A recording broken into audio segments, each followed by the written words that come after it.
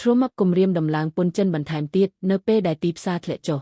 នៅថ្ងៃទី07ខែមេសាឆ្នាំ2025ស្ដីពីថ្នាំពន្ធរបស់លោកទ្រុនបណ្ដាលឲ្យមានភាពចលាចលនៅក្នុងទីផ្សារពិភពលោកបានរៀបរាប់ដូចខាងក្រោមប្រធានាធិបតីសហរដ្ឋអាមេរិកលោក Donald Trumpបានប្រកាសផែនការដាក់ពន្ធយ៉ាងទូលំទូលាយដែលបានបង្កផលប៉ះពាល់ធ្ងន់ធ្ងរដល់ទីផ្សារហិរញ្ញវត្ថុពិភព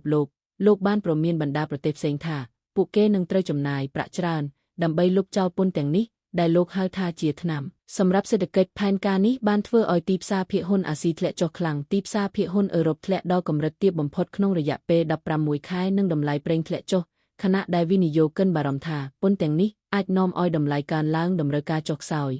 និងអាចឈានដល់វិបត្តិសេដ្ឋកិច្ចពិភពលោកទ្រមបាននិយាយនៅលើយន្តហោះ Air Force One កាលពីថ្ងៃអាទិត្យថាលោកមិនខ្វល់ពីការខាតបង់នៅក្នុងទីផ្សារភាគហ៊ុនដែលបានលុបបំបាត់ទ្រព្យសម្បត្តិរាប់ពាន់លានដុល្លារនោះទេដោយលោកចាត់ទុកវាថាជាថ្នាំ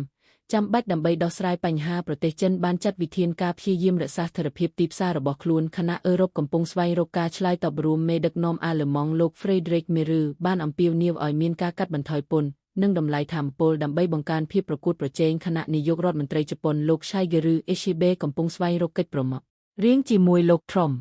ទីផ្សារភាគហ៊ុននៅតូក្យូ Nikkei បានធ្លាក់ដល់កម្រិតទាបបំផុតក្នុងរយៈពេល1ឆ្នាំកន្លះហើយសូម្បីតែមាសដែលជាទ្រព្យសម្បត្តិសុវត្ថិភាពជាធម្មតាក៏ត្រូវបានលក់ចេញដើម្បីទូទាត់ការខាតបង់ផងដែរវិនិយោគិនកំពុងភ្នាល់ថាហានិភ័យនៃវិបត្តិសេដ្ឋកិច្ចកំពុងកើនឡើងដែលអាចជំរុញឲ្យធនាគារកណ្ដាលអាមេរិក Federal Reserve កាត់បន្ថយអត្រាការប្រាក់នៅឆ្នាំក្រោយសូមអរគុណ